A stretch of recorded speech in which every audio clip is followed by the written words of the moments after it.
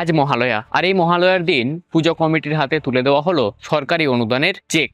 1,10,000 টাকা করে পুজো কমিটিগুলোর হাতে চেক তুলে দেওয়া হলো প্রশাসনের উদ্যোগে। পশ্চিম মেদিনীপুর জেলার ঘাটাল টাউন হলে 139টি পুজো কমিটির হাতে সরকারি অনুদানের 1,10,000 টাকা করে চেক তুলে দেওয়া হলো প্রশাসনের পক্ষ থেকে। আজ ঘাটাল টাউন হলে ঘাটালের 139টি পুজো কমিটির হাতে তুলে দেওয়া হয় এই সরকারি অনুদানের চেক তুলে দিলেন ঘাটালের মহকুমা শাসক সুমন বিশ্বাস। উপস্থিত ছিলেন ঘাটাল পঞ্চায়েত সমিতির সহসভাপতি বিকাশ কর সহ প্রশাসনের আধিকারিকেরা। পুলিশ প্রশাসন থেকে শুরু করে ঘাটাল মহকুমা প্রশাসনের আধিকারিকদের উপস্থিতিতে ঘাটালের টাউন হলে 139টি দুর্গাপুজো কমিটির হাতে 1,10,000 টাকা করে সরকারি পুজো অনুদানের চেক তুলে দেওয়া হয়।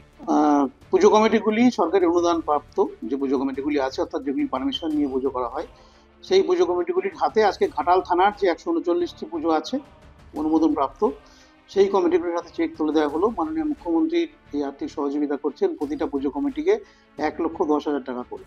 সেটি ঘাটাল থানা থেকে আজকে তুলে দেওয়া হলো এবং দাসপুর এবং চন্দ্রকোনা তাদেরও তুলে দেওয়া হবে সম্ভবত আগামীকাল। দাসপুরে আছে 163টি পুজো, চন্দ্রকোনাতে 96টি পুজো, মোট 398টি পুজো আপাতত চেক পাচ্ছে। এরপরেও আরও হয়তো নতুন করে কেউ ভবিষ্যতে পেতেও পারেন।